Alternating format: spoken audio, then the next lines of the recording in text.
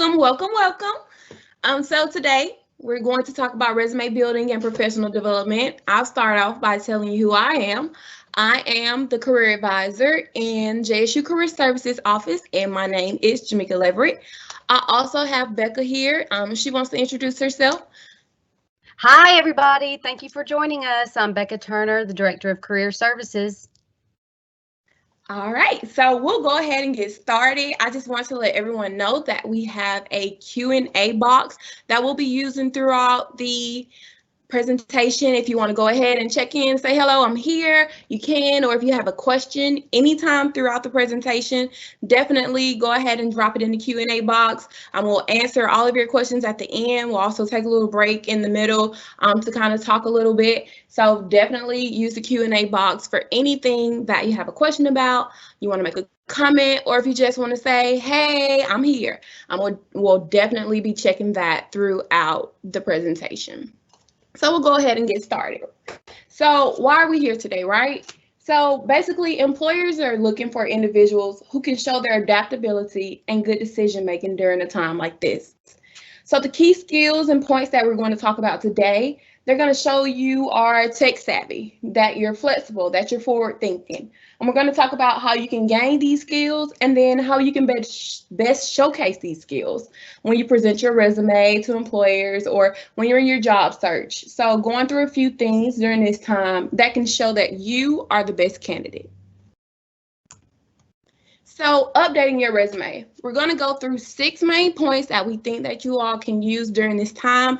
Let's say you find some downtime or even just to help you along in your job search. So one thing and a main thing is to update your resume. So basically, what is a resume, right?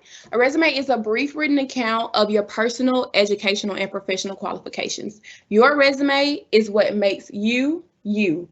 Get familiar with what a professional resume looks like. You can definitely make an appointment with the career advisor, me, to assist you with developing your resume or anything of that nature.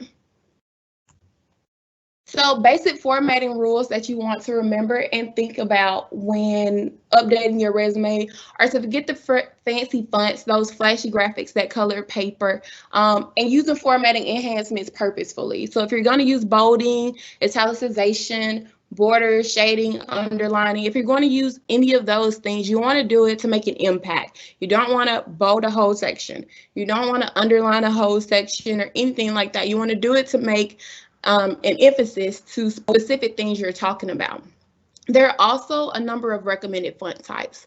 A lot of times when we use templates, they use all of those different kinds of fonts, and all of those don't go through what are called applicant tracking systems. A lot of employers and companies are starting to use applicant tracking systems. So what is an applicant tracking system, right? An applicant tracking system is basically a system or a format or platform that an employer or company uses to grade or scan your resume and your application. It's typically looking for specific words and specific phrases within your documents and your application. So if you use one of those fonts that doesn't go through those applicant tracking systems, it may look like you sent a blank document, or it may not pick up certain things. So some of those fonts, such as Arial, Times New Roman, Georgia, Verdana, Garamond, most of those will typically go through 99% of your applicant tracking systems. So those are just some things to keep in mind as you update your resume. So header information. So information that may be included in your header, basically that information at the top, the first thing that we see, your name, of course, your phone number, and your email address. And then making sure that your email address is professional and up to date. I always emphasize this when talking about your header information in your resume. Make sure that 1, it's an email address that you check, and 2, it's an email address that you're proud of and wouldn't mind someone seeing. I'm trying not to put identifying information in your email address, basically such as your age or your graduation year or your birth year. Now, in more modernized resumes, some people recommend not using your mailing or physical address, but that is your preference if you want to. For example, if you are applying for a job in Jacksonville, Alabama, and you have a Jacksonville address, you may want to consider putting your address on your resume. Some people only do city and state, and some people don't put it at all. But if you're applying for a job in a different state and you have an Alabama address, there may be a relocation question. Whereas another thing that's been brought up with addresses is, do you actually know the person on the other side of the pool that's looking at your resume? So those are just some things to think about when you are thinking about whether to use your address or not use your address. So of course, it's me. So let's get active. So like I said, we have the Q&A box. So now I want you to use the Q&A box to tell me an inappropriate email address that you would definitely not use on a resume, okay? Something you definitely don't want your grandma to see, you definitely would not use on your application or applying for a job. And Becca's gonna help me out and read some of those or tell me some of those that you all come up with or that maybe she thinks of herself. So let me know in the Q&A box of an email address that you definitely would not use.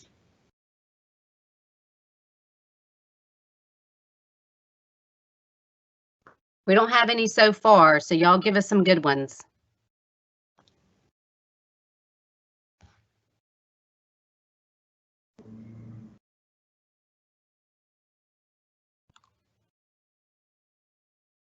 I'm going to steal one that I saw the other day and add it here.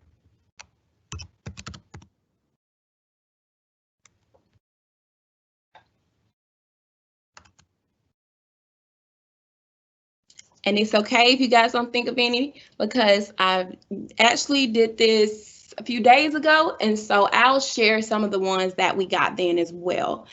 And the funny thing is, some of these email addresses were some that they said were their old email addresses. So we had Reese Bratz at AOL, and she was actually a big fan of Bratz dolls.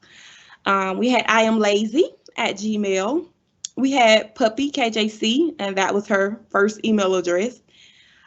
Piano Playing Freak 1, and that was their email address their first year of playing pianos. Tootin' on the Tuba. C's Get Degrees, and 321 B-Ball Girl at charter.net. So we definitely came to the conclusion that we would not use any of those email addresses on our resumes. So that's just something to think about as you all move forward in updating your resumes. If you have to question your email address right now, you probably don't want to use it moving forward, okay? All right, so we'll move on.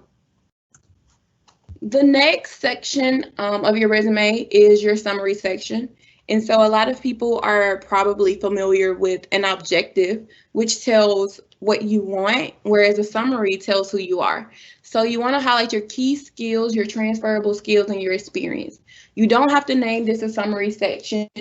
Some people will name it a summary statement, qualification summary, a career profile, sales professional, or whatever industry you're in. So if you're a teacher, you may want to name it middle school teacher, science teacher, or something like that. So definitely you can be as specific as you want, or you can name it a summary or professional summary. Your education for my recent graduates and my current students, I always say if you want to, you can focus on your relevant coursework.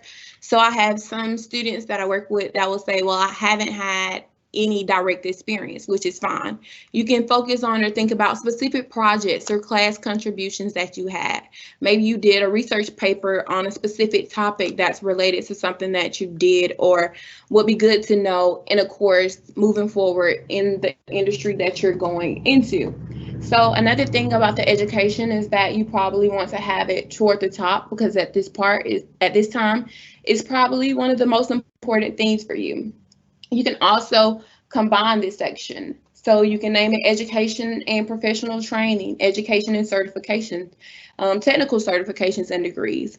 You can also consider adding your GPA. It is not a requirement, it is your preference, and that is totally up to you. Let's not forget that we definitely did have that email address, C's Get Degrees. We wouldn't use it, but Definitely, you can consider adding your GPA. Some people go by the rule that 3.5 or higher. Some people go by the rule you know what you're proud of. So definitely something to consider if you want to add your GPA to your resume. And your work experience. So things you'll probably want to include: where you worked, what was your title, how long did you work there, and what did you do? Did you accomplish anything? Did you achieve anything? Was something made better as a result of having you there? Did you implement a process while being there?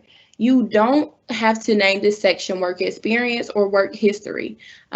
If you have other experiences that are not directly work related, you might have an internship experience, or you might have something that you weren't paid for, but it's still experience. You can consider naming it an experience section or relevant experience, related experience, career history, leadership experience, performance, training experience, or any of those things that directly entail what you've done. And then general guidelines focusing on your accomplishments and contributions, basically what makes you you, what makes you stand out. Translating your previous experience into relevant talk. So if you've come from a different industry, then consider using terms that are common to everyone. And then tailoring your resume, which is very important. Tailoring your resume for the institution or the position that you're applying for. So basically just making sure that you're using relevant keywords. I'm looking at the job description and what they say to do, or what they're looking for basically, and making sure that you're directly aligned with what they want. So during a time like this, one thing to think about is that maybe your internship was canceled, but you still want to show that you obtained an internship. So you can consider adding it on there and saying that it was obtained and rescinded due to COVID-19, and say when it was. That can show that you took the initiative to actually get one. You can consider talking about the steps it took for you to get the internship. And then you also, let's say it was an internship where there were a lot of applicants. You may want to say something along the lines of that you were selected as one of 10 interns out of 1,000 applicants. And so that will show that you stood out from the other applicants to actually obtain the internship. Another thing I always say too is if you have a hard time wording things, or you just need assistance with your resume, definitely reach out to me. I find that that's a problem that a lot of people have, and no problem there. I'll definitely assist you. I always tell people, they'll come in and they're like, I was just cleaning up. And so I'll say, no, you weren't just cleaning up. You were ensuring the proper sanitation of the facility according to the federal, state, and local regulations, of course, like not just cleaning up. So definitely come and see me if that's something that you think you need assistance with. And lastly, other sections that you want to consider including in your resume. They can show that you have other experiences that give the employers a sense of who you are, and they provide additional evidence of your qualifications. So campus involvement, community engagement, speaking engagements, affiliations and memberships, honors and awards, foreign languages, equipment skills, technical skills, any of those things you can consider adding to your resume. So just thinking outside the box of other things that you have to offer as well. And being consistent with your resume, indentations, capitalizations, font, space, and punctuation, state spellings, abbreviations. For those in human resources who probably look at resumes all day, every day, they can probably see an inconsistency in your resume very easily. So can I. I can definitely look at a resume and tell if there's extra space above than there is below. I can tell if there are two fonts used in the resume just because I look at them all the time. So someone who looks at them more and they do it every day, I'm sure they can do that as well. So definitely something to think about. So the second thing we want you to do during this time is to create a professional online presence. Many employers are probably looking to a candidate's online presence to learn more about them, especially at a time like now with limited access to candidates. So make sure that you put your best foot forward. So some things that you can do during this time: Review your social media accounts. This is a time to create a professional brand. You can Google yourself and see what comes up. I go by the rule, if you have to question it, it may not be appropriate, or to ask someone and get their opinion on it. So you can clean up your social media accounts, and you can create a LinkedIn profile. That is probably very important right now. A lot of employers are probably using LinkedIn to search for and look for different type of applicants at this time. So definitely creating a LinkedIn profile would be advantageous at this time. And then depending on your industry, you may want to consider developing a digital portfolio or a website to showcase your skills. That can definitely help. It can show your technical skills. It can also show your effort that you put in to show that you are the best candidate. So building new skills. This is the third thing that we like to advocate for you to do right now. So using this time to explore skills that can possibly help you advance in your career. Personally, if there's a new skill that you like to explore, then take time to do that. So first, using LinkedIn Learning to explore skills and possible certifications. I always advocate for our students to use LinkedIn Learning. For one, because it's free. So definitely, if there's a free resource, use it. So you can access it by simply logging into your My JSU account. You do not have to have a LinkedIn account to use LinkedIn Learning through your My JSU account. So you can just click on it. It has a little icon with LinkedIn Learning up there on your My JSU account, and you can click on it. There are different certifications, different skills, resources. So this is a step I always tell people to use if you want to get ahead. These are also some things you can add on your resume. So you can add like a professional development section or certifications or technical skills.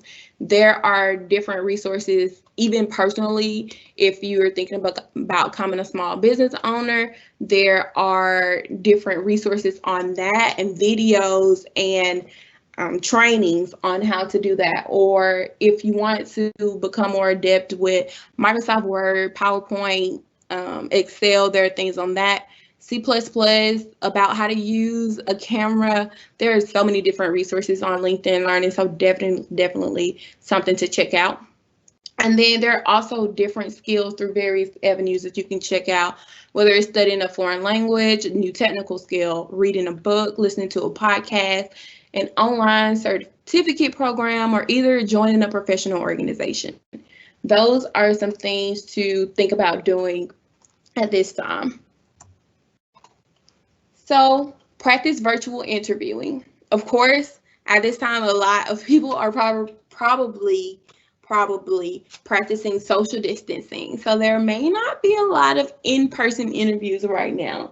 So a lot of companies, after looking at different companies, have changed their recruiting strategies probably to reduce or eliminate in-person interactions. So there's no better time than now to practice on your virtual interviewing. You probably practiced on your in-person interviewing, and so you want to practice on your virtual interviewing as well. So what you can do, you can definitely set an appointment with Career Services, and we can assist you via Microsoft Teams. Making sure that you're doing these following things. So just choosing an at-home interview space. So a space that's professional, a nice background, books in the background, or a clear background. Checking your technology beforehand, just making sure that it actually works. Researching the company that you're applying for. It always helps to know something about the company that you're applying for and knowing what you plan to get into. Practicing those commonly asked questions using your webcam. So seeing how you look, and then again, practicing with someone else to see how they see you. And then always send a thank you email. That can be that simple thing that gets you a little step ahead of other applicants.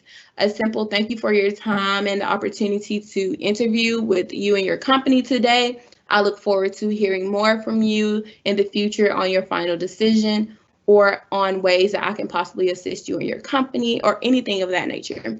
This is also a time where you can, if there was something you forgot to say or something you thought about afterwards, or if you did create a digital portfolio and you wanted to attach that, then definitely this is a time to add those things in.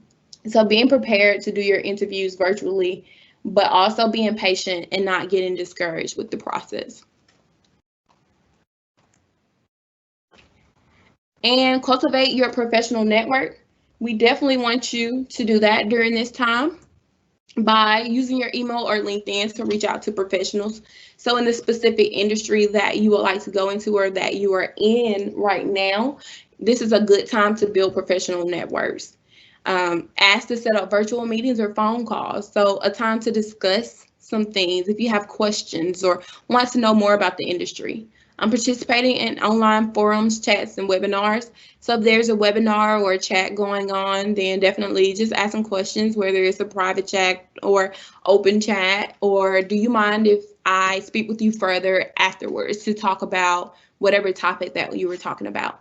And then reestablishing old connections even. So if there was someone, a mentor, or something of that nature that you've been in contact before, then definitely you can do that now as well. So this is a great time to build and rebuild those professional networks. And how can we help you in career services? So we are still here to assist you virtually during this time. Take advantage of those online resources, virtual appointments, workshops, digital networking opportunities, any of those things. If there's anything even career related that you're like, I'm not even sure, I have a question about it, we're definitely here to help you with to become more career oriented and into the field of your career. So job search and JLink assistance. So if you need assistance looking for a job, or how do I get a job, or what's the first step that I need to take to looking for a job, then you can definitely make an appointment with us in Career Services.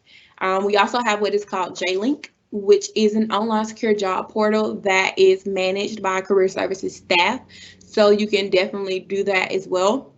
It is only for our students and our alumni. So you all are special and you get that, and it is free. So again, what did I say about free stuff? Definitely take advantage of everything that is free. And all of our services are free to our students. So that is a plus for you. Resume and cover letter development, like I said, if you need assistance with developing it, or I don't know where to start, or I don't know what to say, we're here for that. Application development. So if you have an application and again, you don't know where to start, even if it's for grad school, we're here to help you with any of your professional correspondence. The federal hiring process, which is a little different from a regular hiring process. So definitely to help you and walk you through that to make sure that you meet all of the qualifications for those. Career assessments and career advisement. So let's say you're in a major and you're like, I don't know if I want to major in this anymore, or I'm in a major and I kind of want to figure out what kind of jobs I can look for in this major, or I'm not actually in a major and I want to have a major, a different major. We're definitely here for that to assist you with those. We have career assessments that can, based on how you respond to the assessment, will directly align with the things that you may like to do. So definitely seeing those. We've already talked about virtual interviewing, so preparing for the interview, professional development in any realm of work, we're definitely here for those. And then any resources that are available, whether it's a handout or resources, whether it's a site, or again, just using JLink or any of those things, Career Services is here to assist you. So the 6 steps that were used today were adapted from Advice for College Students, How to Maximize Your Career Development During COVID-19, and they were made to fit for JSU Career Services. So if you would like to contact us, here's our contact information. Career Services, Becca Turner, our director, me, your career advisor, Carlos Acosta, our career specialist, or Maria James, our secretary. So we're going to leave the last few minutes if anyone has any questions, anything that you'd like to add, or anything that you'd like to say, definitely just put those in the Q&A, and Becca's going to help out with those, or if she has anything she'd like to add as well. We did get some really great inappropriate email examples that you can share with future presentations if you want to. We got a handful of those, but we also did get some questions. So we have some really good questions here, a variety of questions. So I will start reading those. The first question we have is, and I believe in the presentation you were on the work experience and general guidelines slide. The question is, would this be where you might reference a specific blog that showcases coursework? Okay, so if that can go a few ways. You can have it in your work experience, or you may not want to put work and you may want to call it experience. If you have a blog and an actual link to it, some people have actually put a link. Just make sure that the hyperlink works and putting that with their header information so that they are directed to go there. If you put it in your experience section, you can definitely direct them to go there as well. If it's something that you've done through a class, you may want to put it in your education section, or you can have a project, special project, specialized project. I've seen it done a few ways. It just depends on, after looking at it, how you think that it best will be showcased, especially if that's something that you've come up with. I definitely think that's something to be proud of and to showcase to employers. But if you have any specific questions about that later, or you have it on your resume or don't have it on there yet, again, just reach out to me and let me know, and we can take a look at that as well together. Okay. The next question is, what if I have gaps, but was in school all during that gap period? That is totally fine. Gaps are fine for college students. Most employers will know that and see that. Another way that some people kind of fill in their gaps, if that's something that you are scared of, is that they will, if you were involved, then they would do those things. They will fill them in with their education. There is another kind of resume that is not a chronological resume. It is not the most recommended, but definitely I have seen them used, and I have talked to some people who've gotten jobs with the other kind.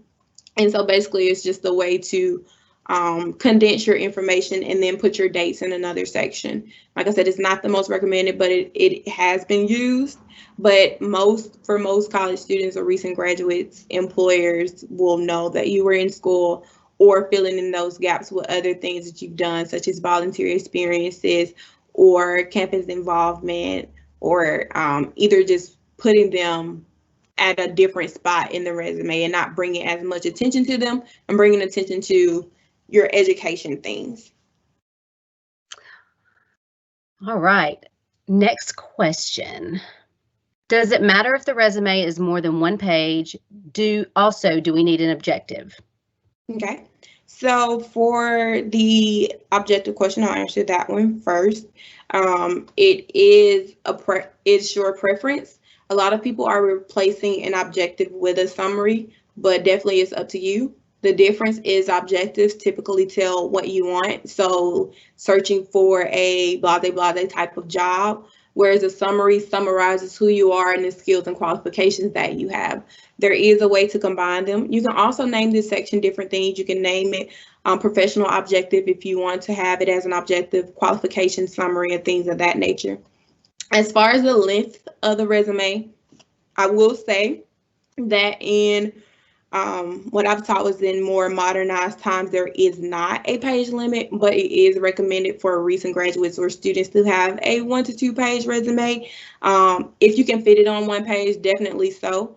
One thing to think about is if you have more than a 1 page resume, then if that person prints your resume and their printer is automatically on front and back side, will they actually look at the back side?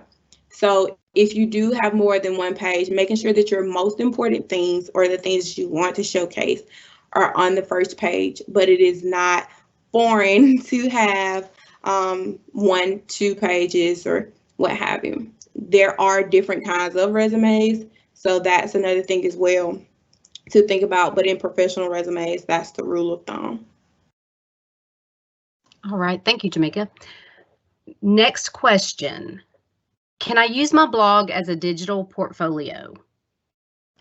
Yes, depending on what it is showcasing, I would definitely say the answer is yes. Without looking at it, that would be my first instinct to say. But definitely so. Like I said, that's something most people, if they have a link to something like that, will include it in their header information so people can go and check it out or include it somewhere in the application. Okay. Next question. Is there a certain format employers prefer across the board, or does format relate more to the industry you're in? I've used both a .doc and .pdf formats, but haven't been told if one is preferred above the other.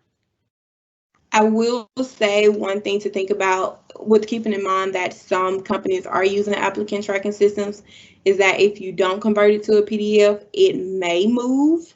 As far as the how it looks, the readability of it and all of that, most of them, from what I've seen and what I've researched, there isn't a certain look, just a professional look is what they're going for. But more or less the .doc or the PDF format, those are the main things I would say as far as if their company uses an applicant tracking system. Okay. Where on a resume would it be appropriate to add a certification? Okay, so it definitely depends if you only have one or if you have a few. So some people have a certification or certification section, especially if it's a certification specific for your industry that you want to bring attention to. Let's say you're in an industry where technology is a big thing, so you may want to have like a technical certification section. With the education section, how we talked about how you can combine sections if you want to. You can definitely combine them and do education and certifications and do it that way.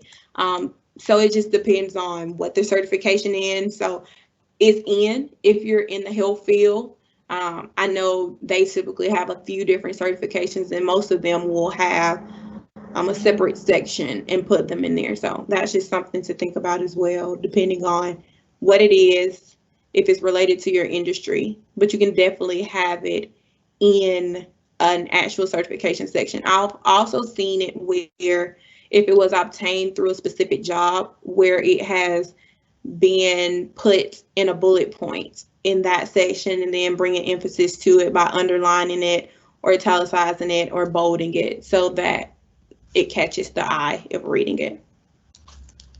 Okay. Last question. I'll go back and double check one last time, but for now, this is the last one. Would Google website be considered a professional template for a digital portfolio, or would you recommend something differently?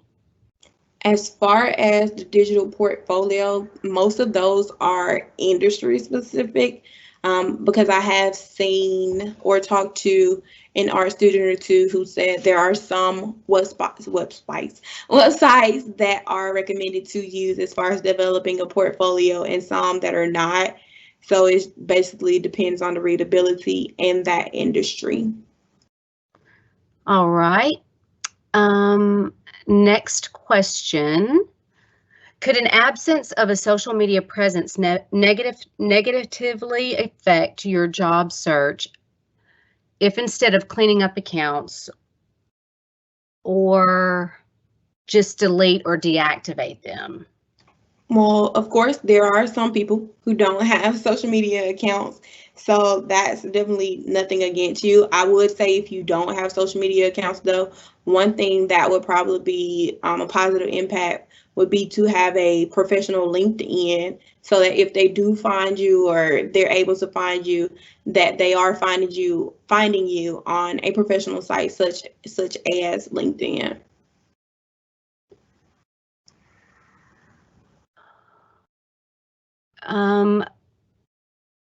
Okay.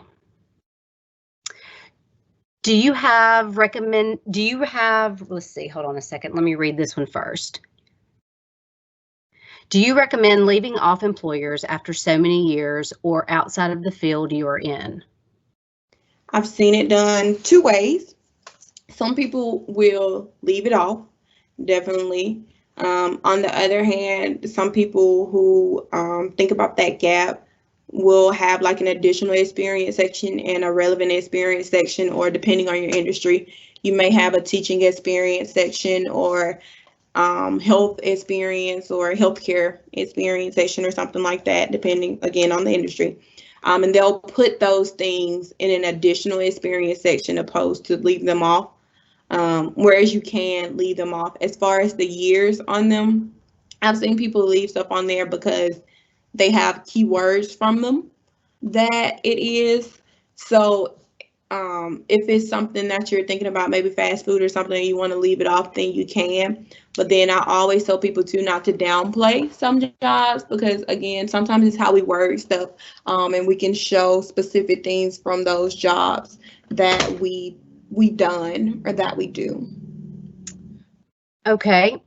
How big of a gap of time needs to be explained in a resume between a job and school?